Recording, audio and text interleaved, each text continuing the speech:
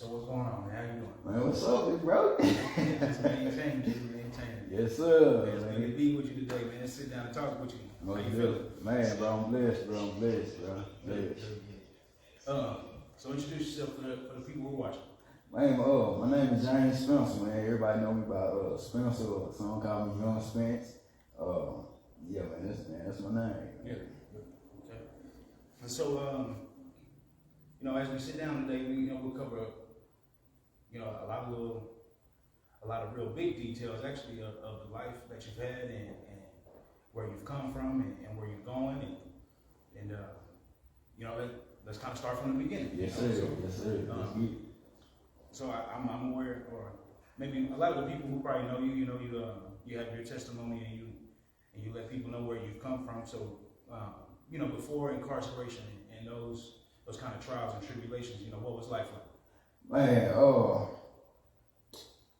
it was good, big bro, to the point of, I never just been no troublemaker, nothing like that, man. But I feel as if, people go through things in life, man, especially as youngsters and teenagers, man, where we live without a purpose and not knowing our purpose. Yeah. And so, man, I went through that stage, man, and that's pretty much what led to my incarceration, man, because I was living a lifestyle, man, to, hang with the wrong crowds, man, doing drugs, man, and, clubbing and stuff like that, man, like I say, man, just living without knowing my purpose, man, my purpose of life, period. Yeah. And so, yeah, I was just, just into pretty much any and everything, man.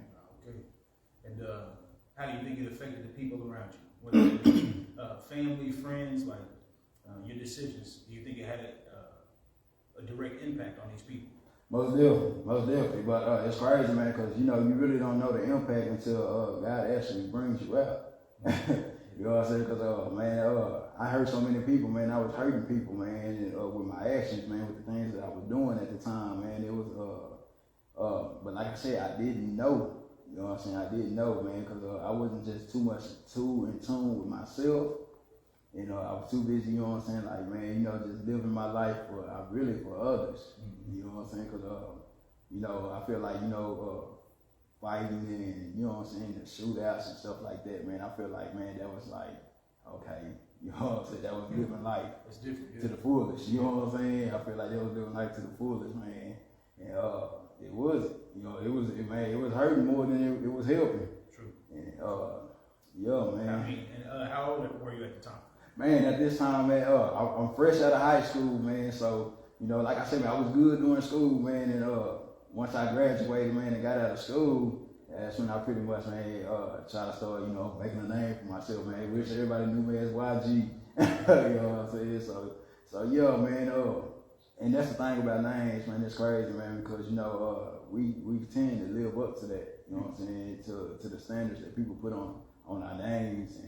And that's one thing that I most definitely was doing, man, but not realizing, you know what I'm saying, the pain that was coming behind that. Yeah, definitely, though. And I mean, being 18, a lot of 18-year-olds don't have it figured out. You know what I mean? So it is what it is. I mean, it could have led to something worse. Most definitely. You might not be here right now if things went a different way. Most definitely. So we're here. So then you get incarcerated, and what, I mean, I know how life changes, and everybody that sees movies or knows someone who has gone to jail, they know how it changed the people that they know who've gone through it or are going through it. But how did it change you? Man, it changed me for the better, man, because of the simple fact, man, I lost everything. Mm-hmm. Before I went in, I was homeless. It feels just like yesterday I was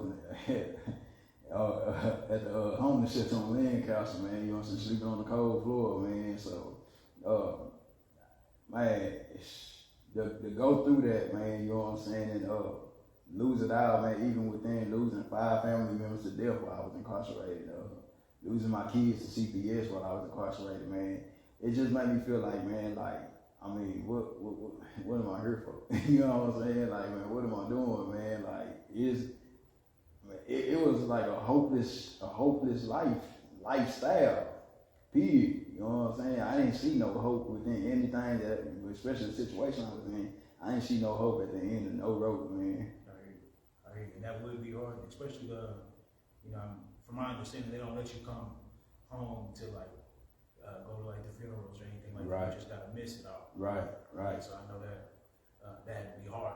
Man, and it's even harder, man, because you got to deal with those emotions by yourself.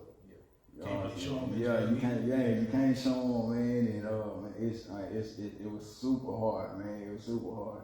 But at the same time too, man, I tell people all the time, man, it's really what you make it to be in there, man. Like, man, you can go in there, man. You can do your time the way you want to do it. But at the same time too, man, like it's gotta mean something. You know what I'm saying? It's gotta mean something, man. Because if it don't, man, you'll come out here doing the same thing. And it could be even worse than before. Yeah.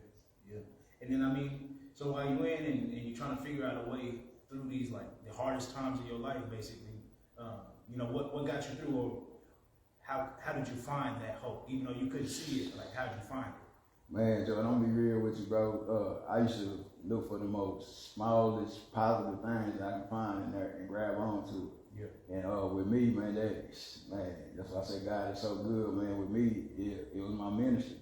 Like, man, I grew up playing the drums, you know what I'm saying? I started playing at the age of 5. And so, for me to always, you know what I'm saying, have a dream of traveling and playing, that's what I did. It wasn't the way I wanted to do it, you know what I'm saying? Because I played at every unit that I touched, man. Oh, okay. Yeah, man, so that really was like, man, that was my outlet, man, and that was my way of, you know what I'm saying, really just like staying out the way, man, and not even that, man, that was my way of getting closer to God, too. Yeah, so like, kind of like a church service that you was man, it's like, man, we had some good church down there, man. We had some good church down there, man, and it's crazy, man, because like, I never played with like a full band, and so, man, man, just to go down there and experience things, I'm talking about, man, some of like the best players that you will ever come across, man. I tell people that, man, the best talent, man, it's locked up behind the walls, man. I'll tell you, man, because, that's all we got to do down there. You know what I'm saying? So that's all we got to invest in, man. So, you don't got nothing but to work on your craft down there, you know what I'm saying? So, man, that's what I did, man.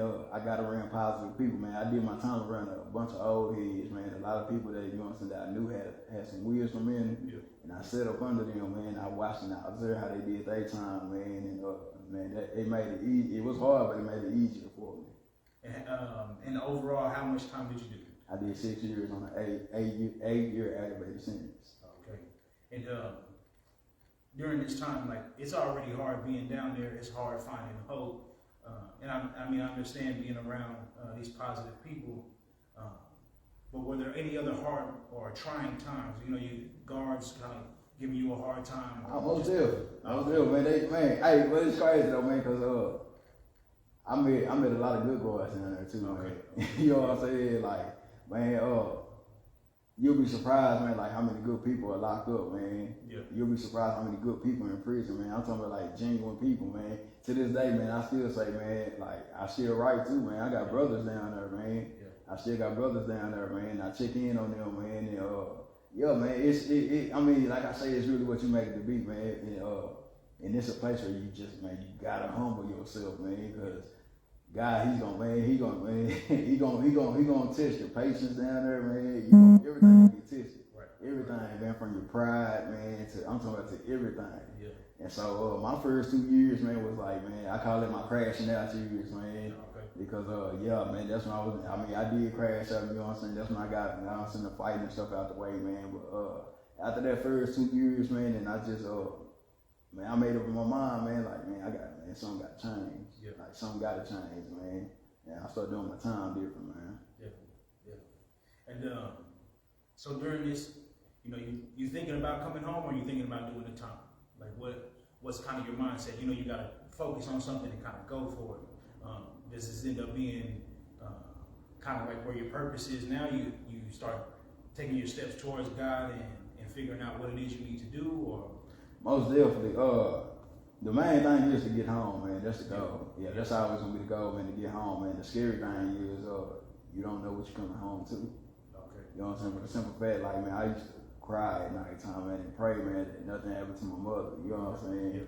I used to pray that nothing happened to my kids, man. Even when they, you know what I'm saying, got took by CPS, man, we're going like to different families and stuff like this, man. You know what I'm saying? So man, it's a lot, man. It's like you can't do nothing about it. Right. So you gotta really just depend and lean and trust on God, man. You know what I'm saying? Right. And it kind of, man, and with me, man, like my pride was in the way. You know what I'm saying? And that was like one of my biggest issues, man. It was my pride, man, because I was like, man, like I feel like, man, I'm not there. You know what I'm saying? Like, man, I'm not there, man. It's my fault, man. I should have been there. I should be there. You know what I'm saying? But at the same time, man, it was those times, man, where I really, really grew and got closer to God, man. Right. That I had no choice but to. Right. And God does have a way of doing that. And like, sometimes, even with myself, it seems like the last thing that's in the way would be me. Right. And He gonna get me out the way. Right. Too, right. You know what I mean? Right. So I completely understand that. I don't regret it, big bro. Like, I really don't, bro. I don't regret it, bro. Cause like I say, man, it was in those times, man, where, you know what I'm saying, where the intimate came. That's where the intimacy came from, man. You know what I'm saying? You know, man, you just gotta push through, man. You gotta push through. Most definitely. So then you coming home. Like, so you do 6 out of the 8, and you come home. You're on parole. Yes, sir. Okay. And then what are your first kind of steps when you get home? Man, first thing first, man. You know, man, I come home, man, and everything's different. You know what I'm saying? Like technology, people, man, I'm talking about everything from people, man, to technology, man, to I'm talking about just the way people move, man. Everything was different. Yeah. You know what I'm saying? And then like just to see like what everybody was on too, cause I mean when I came home, man, I literally just sat back and watched. You know what I'm saying? I wasn't in the mix with nothing, man. I was like, man, but I knew with me finding my purpose down there that, you know what I'm saying, that I mean it was gonna be different out here for me. You know what I'm saying? Right. And so I didn't want to just come home and just jump in the mix, man, and just, you know what I'm saying, just crash out that quick, man. But at the same time, man, like I say, man, I knew that I had a purpose, man, and I knew that I had to push it some type of way. Yeah. Some type of way. Yeah, and see, I do get worried about that sometimes, like when I think, you know, when you are in these moments of solitude, or if you are incarcerated, there's not much to distract you from God. Yeah. You know, and then. Right. And then the people that you end up being around, they're focused on God too, so it's an easier environment to grow in God. Right. You know, you come home and the homies is like, "What you talking about?" Right. You know what I mean? They might not want to hear it, and then it gets hard to want to like preach what you're trying to say, or even just give them the testimonies you have to kind of touch base with them and just start planting the seeds. And if I know that could probably be hard too. You know? Most definitely, man. It most definitely is, man. It most definitely is. Like I say, man, everything was different. Everything. I mean, literally everything, man. Just even trying to, you know what I'm saying, learn how to work a TV. Oh. You know what I'm saying? Oh, like, man. Like everything was different, man. So I'm like, hold on, man. You gotta take me slow, man, cause hey, I'm talking about Fire Sticks and all this stuff now, man. And Apple TVs and stuff. I'm like, hold on, man. When none of this stuff man. You know what I'm saying? So it most definitely was different. And like I say, man, but knowing that I had a purpose, man, I just knew, man, that I had to get out here, man, and pretty much, you know what I'm saying, push it. I had to push it. Yeah, definitely. So then, so you getting back adjusted, you know what I mean? You back home, did they put you in any type of programs or anything to like? Yeah, man. When I came home, of course, you know, I had my counseling classes and stuff like that, man. And that was pretty much until I got out parole, man. I only had 2 years on paper. Okay. And so I'm doing that, man. I enrolled into the TDJ's program, the Tory program, man. And man, I'm telling you, that group there, I mean, that program there, man, was so substantial and so helpful, man, to the point where, like, man, I mean, they pretty much they help you, you know what I'm saying, just readjust to society, man, in a positive way, man. And so I met a lot of good people going through that program, man. And it seemed like, man, like everything really just fell in place for me, big bro. Because, like I say, man, when you have a purpose and you know your purpose, man, you walk in it, man, it's easier, man. It's easier, man. Like I didn't have no problems on parole, man. My parole officers, they was cool, man. You know what I'm saying? And they seen that, you know, they seen my walk, man, and what I was on, man. So, you know, and all that played a major role, man. It played a major role. And you said this was TDJ's? Yeah, TDJ's program. It's called the Tory program. Okay, nice. And then, so then after these steps, you have to start kind of figuring out what you want to do, whether that be play in the church again, you know what I mean, as far as like Sunday services and doing the drums, or even telling a message, you know, just telling these people about what you're going through and how you're coming up. So like, how does that mold what the purpose is? So what are your next steps after you get adjusted? Man, you know, man, it's like literally scratching from the bottom, man. I'm talking about literally, man, because you know, man, churches nowadays, man, you know, they put on their Sunday best, you know what I'm saying? And so it makes it hard to actually, you know, just get in and flow. Okay. You know what I'm saying? So with that, man, I had to do a lot of prayer, man, and like I say, man, when you just walking in what you know, man, and what God has done for you, He has a way of, you know what I'm saying, sending you where you need to be. And how I actually ended up at Open Arms of Love, man. I was at work working with a co-worker, and he invited me to his church. And I went up there and played, man. That's how I met our organ player. You know what I'm saying? Sister Ison, man. Shout out to her, man. I'm talking about a lovely woman, man. And I met her, man. Come to find out, my father's wife was off in her group, her singing group. Oh wow. Yeah, man. So God just orchestrated that whole play and put it together, man. Yeah. And she was like, man, you know, we need a drummer, man. And so I started playing for them, man, and traveling with them, man. And she introduced me to my pastor, man. And hey. Nice. Yeah, one thing I do see these days is kind of what you were saying at the beginning of it, like having to basically find the church that it's not so much that accepted you, but that just felt like home. Right. You know what I mean? And you know, how long did that take for the people who might? They go to church twice and it's like, oh, they was watching me. Oh, I could tell they didn't want me to be there. Like, how long was that process? Man, bro, I'm gonna tell you, bro. Everything happened quick for me, bro. I'm not gonna lie to you. It happened quick. And the crazy thing is, man, like I say, man, when you're on a mission for God, man, I was just going to different churches just to play, man. Okay. Like, if you think about it, man, I'm on fire, man. I just want to get home, man. And so when I first came home, like I paroled to my father's house, man, and I was staying with him. And so of course, you know, he was already in church and everything, man. So I started going to church with him. And but they established, you know what I'm saying? And you know, man, just sitting on the bed. Hey, I'm fresh out, man. Like, people need to feel this, man.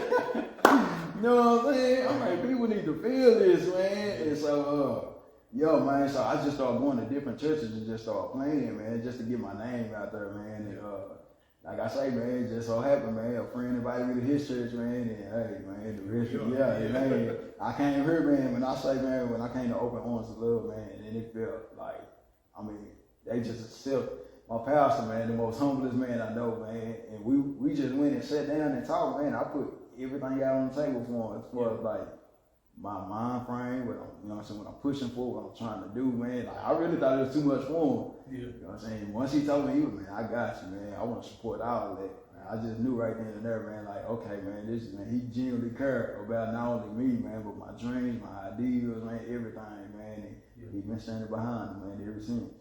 Nice. And so, so what are some of these dreams? You know, like, where do you see yourself going, or what are the next steps for? But man, you know, man, like pretty much me, man, I'm so humble, man, to the point, man, like, I mean, I just like playing, you know what I'm saying? I just like playing, man, and you know, the final group that I found, man, and we do a lot of traveling and playing, man, and you know, the kids is my biggest issue, man, the babies, man, cause I look at them, man, I look at everything that I've been through, you know, from being homeless, man, and, you know, going through everything that I done went through, man, and, you know, losing friends, man, losing family members, man, you know what I'm saying, due to my situation, you know what I'm saying, or me being incarcerated or whatever, you know what I'm saying, and coming home just a changed man, a different man. These babies, man, they need the proper guidance, man, you know what I'm saying, they got to know, man, there is hope out here, man, no matter what your situation look like. You know what I'm saying? And they got to know that they have a purpose, man, and God has a calling on their life. That's the most important thing, man. So, after everything that I've been through, man, why can't I just pour back into them? You know what I'm saying? And so I feel like, man, if I can save one, you know what I'm saying? Like, man, hey, that's enough, man. You know what I'm saying? So that's my main focus, man. These kids, man, these babies, man. That's the main thing, man. My main dream, my main goal, man, is just to pour into the youth, man.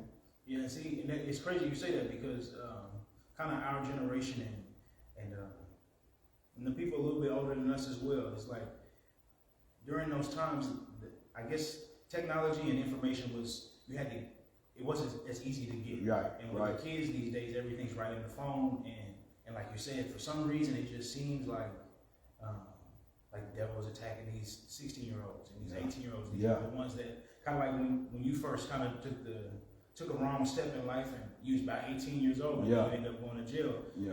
In today's time, it does seem like it's a little. The decisions that these kids are making are a lot worse. Man, and the consequences are worse, man. For the simple fact, man, it's already too much against them. Yeah. You know what I'm saying? It's too much against them now, man. Like it's hard. Trouble is easy to get into, but it's hard to get out of, man. And of course, we know that, man. We know that everything we've been through, man. We know that, man. But it's like, man, it's 10 times harder, worse. 10 times harder, any worse for these kids, man. So that's why I feel like, man, man, we gotta help these kids find their purpose in life, man. It's even at a young age. You know what I'm saying? My youngest client, man, is 6, 7 years old, man. They're playing drum. You know what I'm saying? Yeah, man. Yeah, you know what I'm saying? So it's like, man, we can do it, man. You know what I'm saying? It can be done, man. But man, we just gotta do it. Yeah, we gotta step up to the plate and do it. Always gotta put the work in. Most definitely. And so, you feel like this is going to turn into, I don't want to say just straight out business, but technically it's a business in helping people. You know what I mean? So like, what are those steps? What are some of the next steps you see yourself taking as far as like either helping the kids or growing the ministry, other churches, or like I feel like this is home. You know what I mean? I understand this is home. So like, in the next 5 years, what you got going? Man, within the next 5 years, man, and I done talked about this to a couple of people, man. Like, I can see myself, like, pretty much studio-wise, man, doing things, man. Yep. You know what I'm saying? Like, having my own studio, man. You know what I'm saying? And, bring these babies in, man. And, you know what I'm saying? Let them do them, man. Just, you know what I'm saying? Just teaching them all that I know, pointing to them all that I know, man. Because, man, it's a lot, man. And, like I said, the main thing is, man, like, I just want them to know, man, anybody can get up there and play some drums. Anybody can do that. But, for people to actually feel you, man, man, you got to be convicted, man. You got to play convicted under the spirit, man. So, in order to do that, man, it means relationship, man. You got to have a relationship with the man above, man.